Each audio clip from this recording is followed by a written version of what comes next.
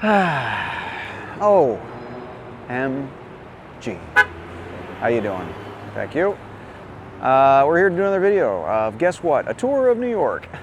Well, today we're actually going to be doing a little walk through Lower Manhattan, but we're going to try something different today. I'm actually going to give you almost like a cheat sheet of this neighborhood. You're going to be given the origins of different place names and street names specifically here in Lower Manhattan. So next time you're walking around here on your hot date to the New York Stock Exchange, you could tell her or him that, that they're, the origin of the word wall in Wall Street, And they're going to be so impressed with you, they're going to want to marry you immediately. And then when you're at the chapel in Las Vegas and you do your vows, just remember me. That's all I ask.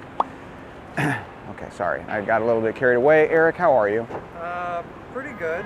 Okay, I hope I didn't scare you with all that. That was a little weird. A little weird. Hey, still all right. It's okay. I'm in the moment. That's all that matters. Look, before we start, guys, check out the Patreon. That's what helps fund these things. That's what makes this channel grow. Also, a little new thing I'm trying there. Not only is there a little extra podcast on there with weekly episodes, I'm also doing an extra video with extra, sites in addition to this one that I'm about to do right now. So there you go. Gonna start doing that.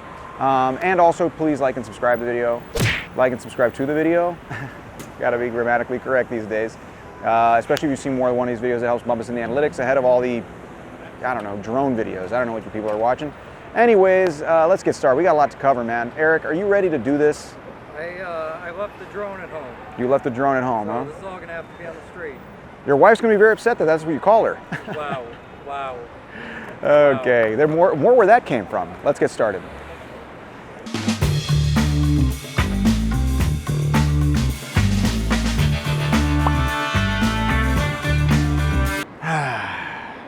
Beavers were actually very important to the founding of New Amsterdam. It was actually one of the most abundant animals in this area, and beaver pelts were actually very popular for the making of felt hats over in the Netherlands. So New Amsterdam was actually a big source of them. That's what they named Beaver Street after. Oh, the beavers here, huh? But they only lasted for a short time, and then you couldn't find one anywhere. Kind of like, pogs or fidget spinners.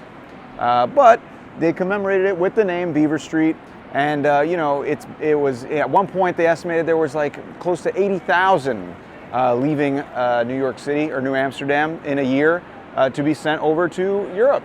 Kind of cool. In fact, New Netherlands was a huge beaver pelt producing colony. Albany was actually known as Albany actually used to be known as Beverwijk, which means Beaver District, which is also actually the name of a gentleman's club in Tampa, Florida. Right. Beavers are actually on the city seal, and one of the richest men to ever live in New York City, John Jacob Astor, made his fortune initially on beaver pelts. Well, this is Beaver Street. Pretty cool. This is Bridge Street, which is one of the oldest streets actually in New York City, but it got its name because there used to be a bridge on it.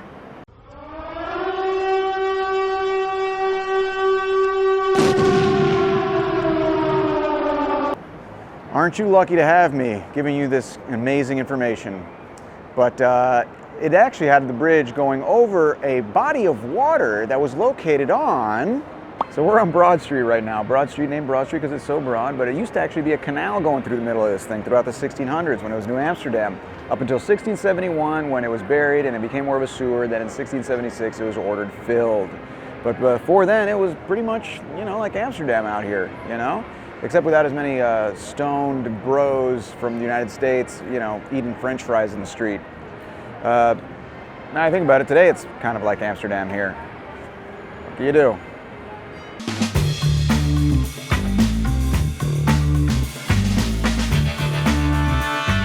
So I'm now at the beginning of Broadway, famous Broadway. Maybe you don't know this, but the name actually came from Breedeweg, which was a Dutch phrase meaning basically Broadway. It was actually anglicized under the English speakers, obviously.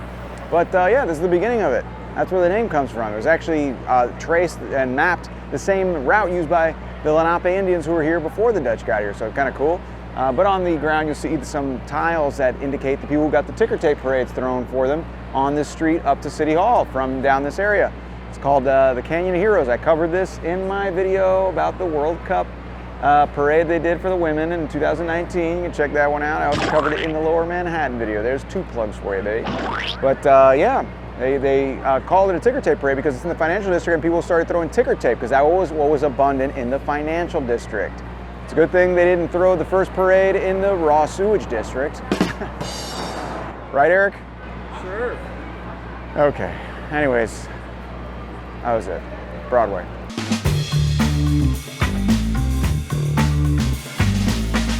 In 1807, Robert Fulton pioneered the use of the steamship, and I am on Fulton Street, which is named after him. Very important street. You're going to find a couple of them in New York. But yeah, in 1807, so what happened was Robert Fulton was actually studying in Paris. He went over to study in Paris, study art, but he kept getting distracted by wanting to invent things. College kids today, instead of getting distracted by wanting to invent things, they get distracted by ketamine. Anyways, he took this idea of the steamship from England, where they were kind of starting to work on it, and he started tinkering with it. In fact, they say Napoleon kind of popped his head in and saw what he was working on over there in Paris and said, this is going to change the world. Napoleon's that, short guy who did a lot of stuff. I don't know. Anyways, he came over to the United States to perfect this idea, and in 1807, August, he debuted the Clermont on the Hudson River, and, he covered 150 miles in 32 hours. That's like 5 miles an hour for those of you keeping track at home. Not very fast. I'm sure there was a hater walking the entire path next to the boat, yelling at them saying, I don't know what the big deal is, I'm walking as fast as this thing. But he got the last laugh because they started doing regular trips to Albany, and shortly after, a few years later, he was doing ferries to Brooklyn. So he became a pretty famous guy. That was the Fulton Ferry. Kind of revolutionized New York City because it connected Brooklyn and New York City, and it obviously revolutionized trade right before the Erie Canal opened in 1825. So, a lot of stuff going on. Robert Fulton, Fulton Street. All right, keep moving. Right?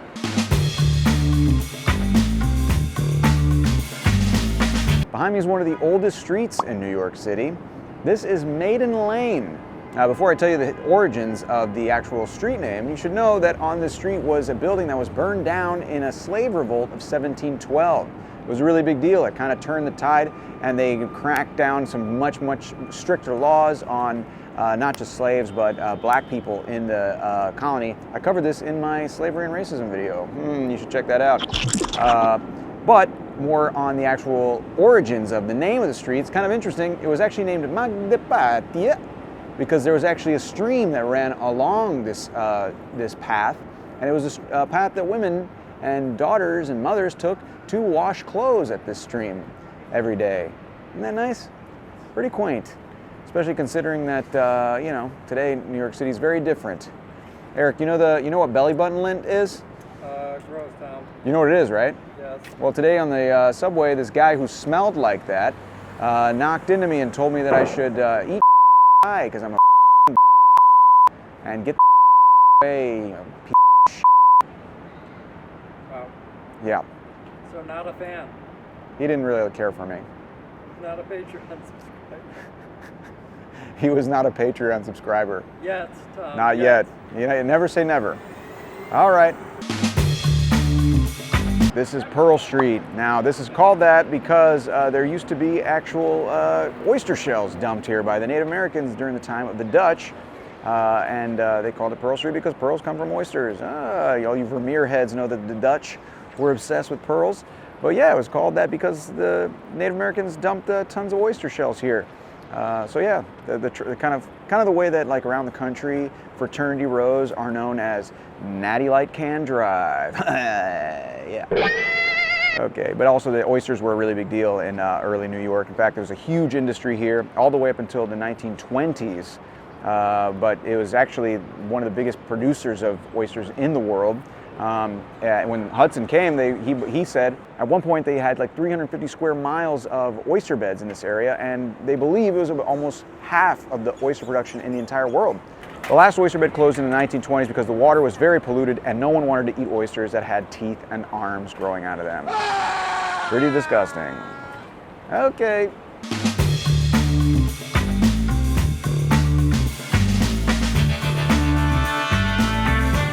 All right, so I'm on Stone Street, which is located right near Wall Street area and all the banking and everything. But it's named that because they actually renamed it in the late 1600s to honor the actual fact that it was the first street, they believe, that was paved in stone. Look at that. Today it's got like a little bit of a bars and restaurants and everything. It's where, you know, bankers like to come and start their night on the weekends after work, happy hour. So this is one of the places where you're likely to come and hear something like, hey Brandon, the Uber's here. Come on, bro. Yeah, we'll meet you at Soho House. Yeah, Carly's gonna be there. Yeah, you better. All right, you're my boy, Blue. Wow. Yeah, so keep your ears open for that.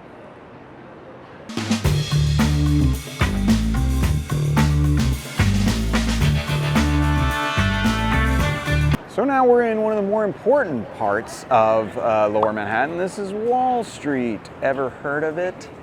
Well, now you're going to know what its name came from.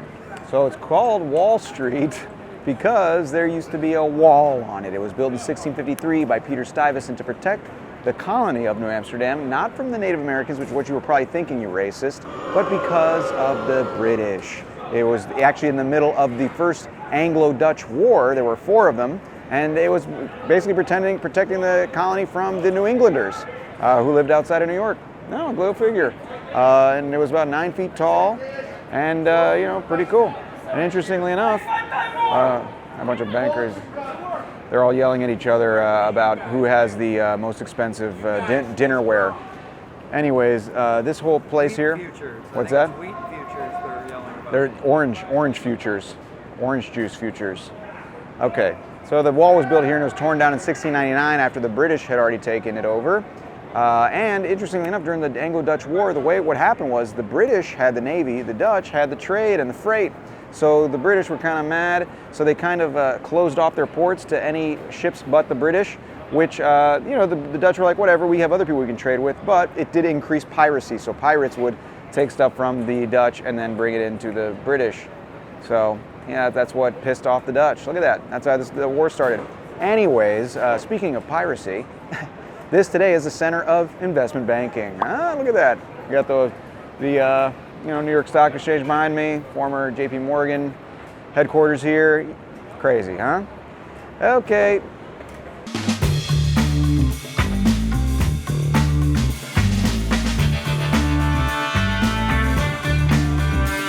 This is Whitehall Street behind me. It was actually known in the early 1600s as Het Marktwaldstege. That's actually a Dutch word. I could be completely making it up. I mean, the Dutch language could be a complete myth for all you know. But it was actually renamed by a guy named Thomas Dongan. Dongan also could be made up, but it was actually a colonial governor during the British times. In the 1680s, he renamed it Whitehall Street to commemorate the Whitehall Palace in London, where a lot of the kings lived back in the day, like Henry VIII, etc. That palace burned down, but today Whitehall is still an area of London where a lot of the government buildings and stuff are. Interestingly enough, when the British got the boot after the American Revolution, the Americans renamed a lot of the streets in New York, like King Street to Pine Street, and they also renamed different places like King's College to Columbia University to get rid of the stain of the British, but they left minor ones like Whitehall Street, and they also left minor places like New York City. They forgot to rename New York City, which was actually a British name. Maybe they forgot something.